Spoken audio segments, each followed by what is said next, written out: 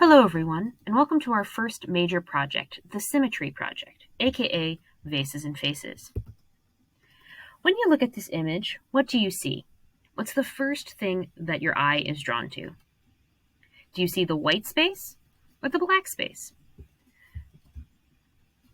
Do you see a face or a vase? How about now? This outside white space, or the face shape, is known as the negative space, or the background space. The central object, or the vase in this particular situation, is the positive space. These kinds of designs are known as Rubin designs. We're going to be creating a Rubin designed symmetry project as our first major assignment in this class.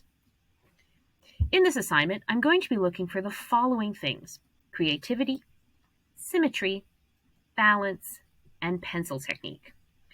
You are expected to create original designs which use detail and look like you put forth time and effort into their creation. I'm going to be focusing on the symmetry. You're going to use ruler and lines to create that to help guide the symmetry. All aspects of our designs should be symmetrical. This is the part that will train you to look at your object like an artist, comparing one side to the other and really taking the time to look. I'm also going to focus on balance, creating and considering a whole drawing, not just focusing on one part, but the whole object. And finally, pencil technique. Over the past week, we have learned a variety of different mark-making techniques, as well as how to control both stroke frequency and pressure.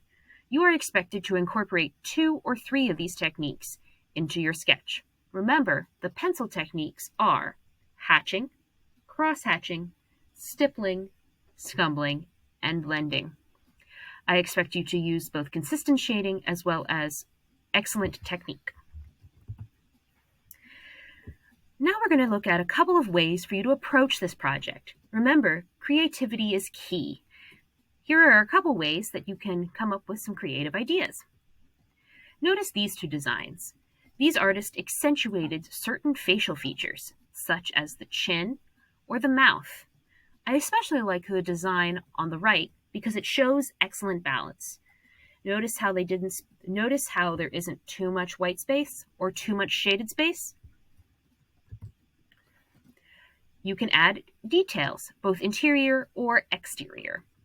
Notice how this artist used a variety of pencils to create shade in the hair.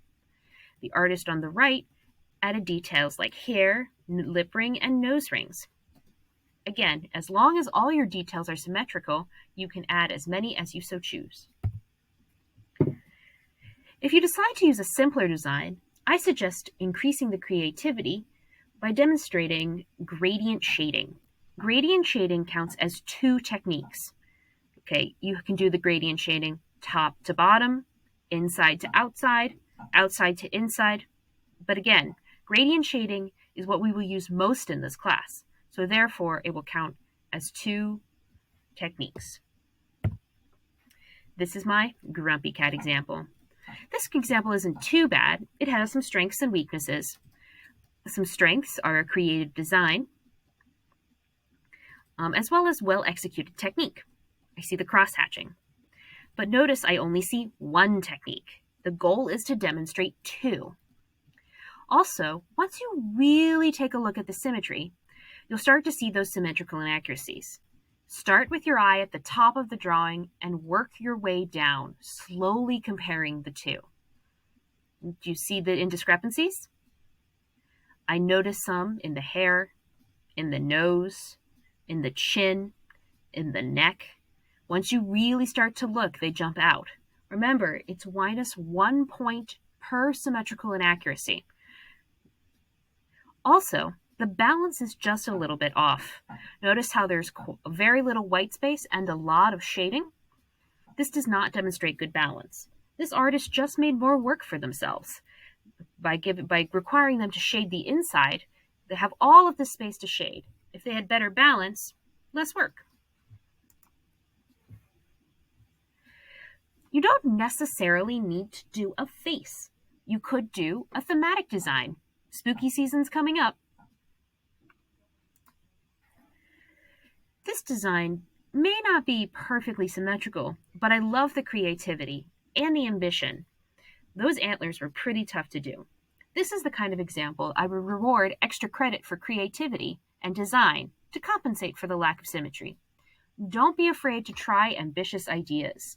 I really love seeing new and creative ways to interpret this project. And finally, consider having the two objects interact with each other in some way. Think of them as two things instead of one overall design. And finally, you can do abstraction. The objects you sketch don't have to be something that exists in reality. It could be a design, like an abstract design or a mandala. Again, as long as it's symmetrical, it fits the requirements for this project. Our first step will be coming up with 4 thumbnails. If you remember, thumbnails are small miniature sketches. In these sketches, I want you to practice 4 original, creative, symmetrical designs, which utilize different types of shading. Each design should look like care and thought was put into it, as well as demonstrating that you understand the requirements for this project.